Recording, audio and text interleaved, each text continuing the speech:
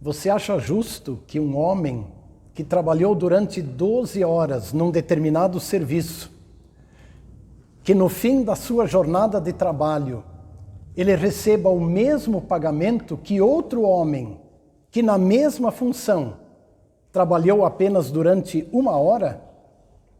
Você vai concordar comigo que isso não é justo. Quem trabalhou durante 12 horas merece um pagamento maior do que aquele que trabalhou apenas 1 hora. Pois o que eu acabei de relatar, na verdade, é um retrato, eu diria assim, um resumo da parábola contada pelo nosso Senhor Jesus e que nós conhecemos como a parábola dos trabalhadores na vinha. Vamos relembrá-la? Jesus, ao contar a parábola, disse que certo homem, dono de uma plantação de uvas, saiu ainda de madrugada para contratar trabalhadores. E ele os contratou, prometendo pagar-lhes 1 denário pela jornada de trabalho de um dia.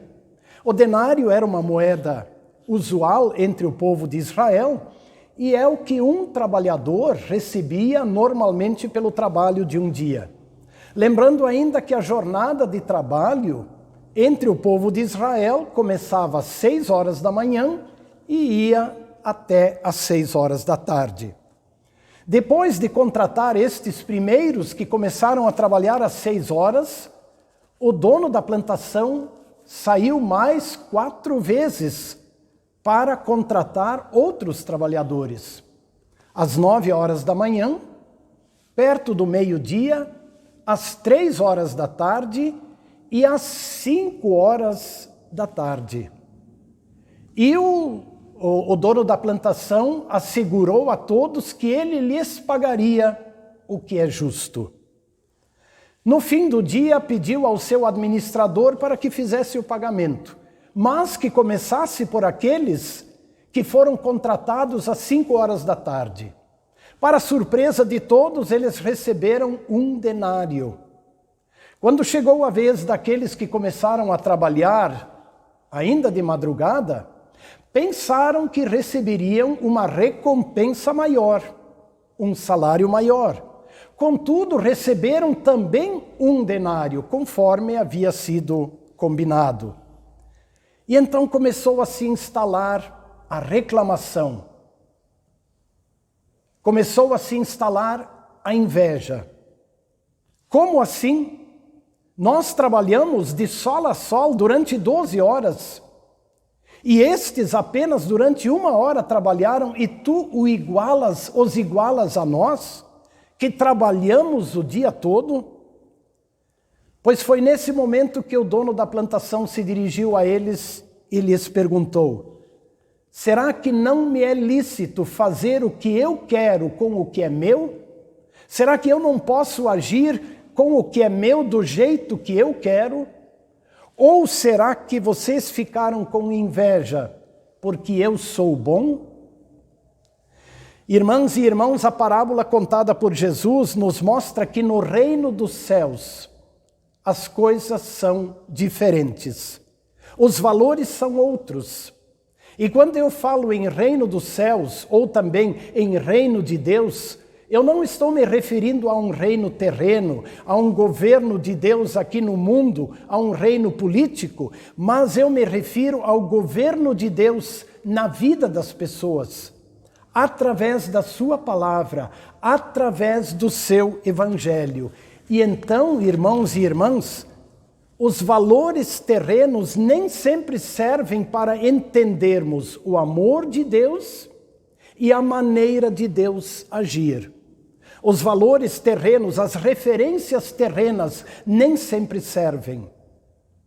E para nós entendermos melhor a parábola do Senhor Jesus, e para entendermos por que ele contou essa parábola, deveria haver um motivo.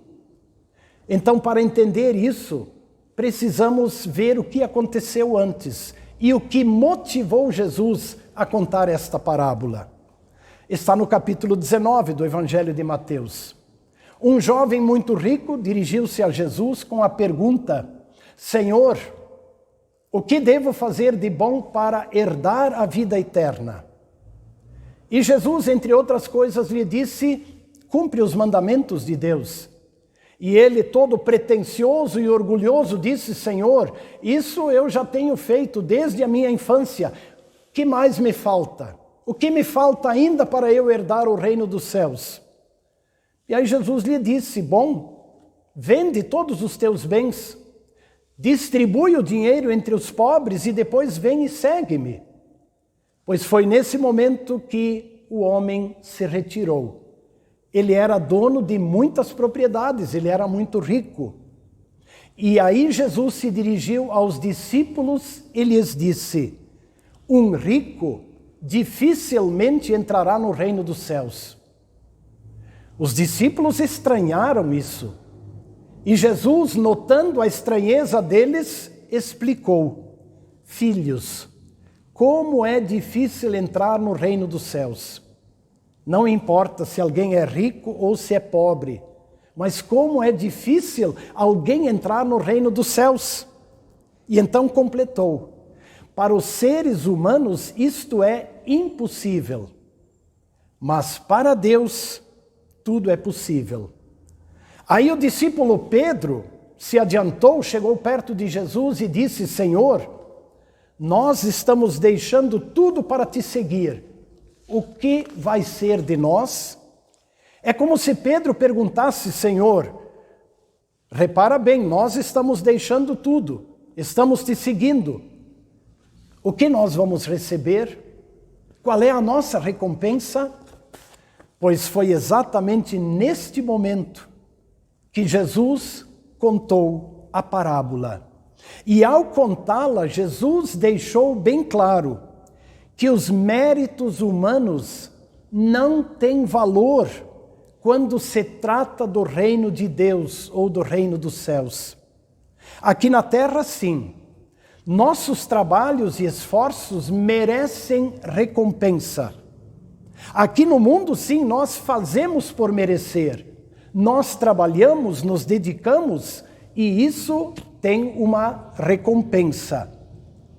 Só que nós tentamos transferir esse jeito de pensar, ou esses valores, nós tentamos transferi-los para o nosso relacionamento com Deus.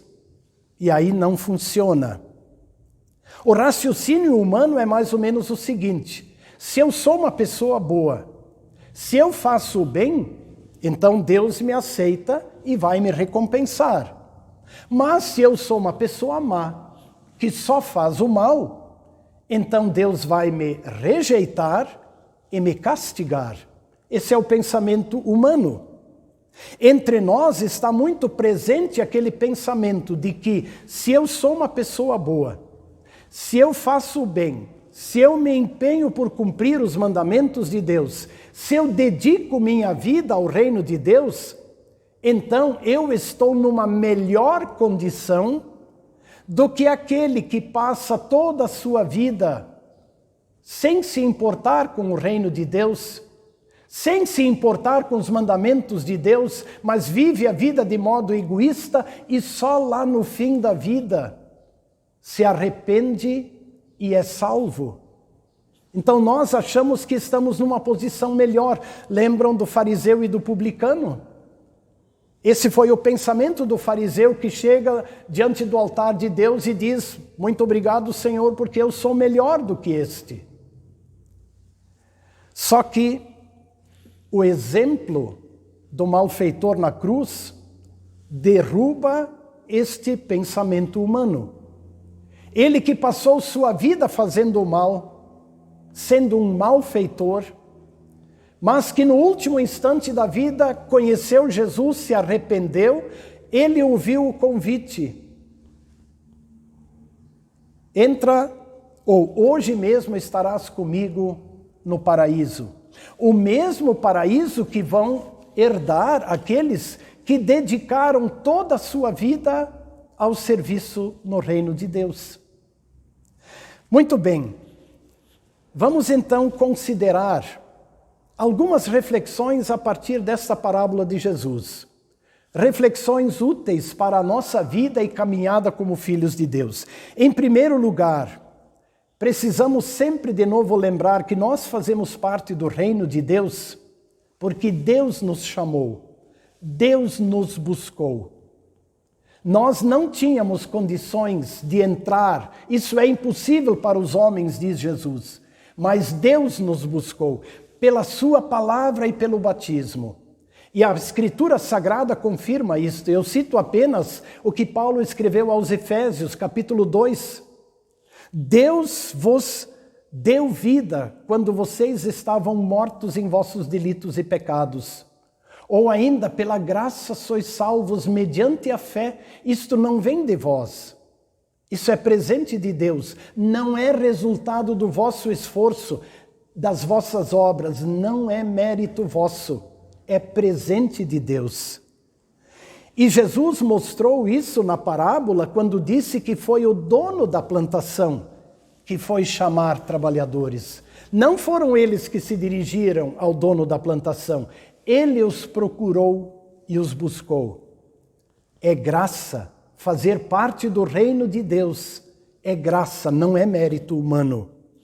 Uma outra reflexão, a atitude daqueles trabalhadores que começaram a reclamar, achando que estavam sendo injustiçados, é também a atitude humana, que nem sempre compreende o jeito de Deus agir, que nem sempre compreende o amor de Deus e que acha que tem méritos diante de Deus.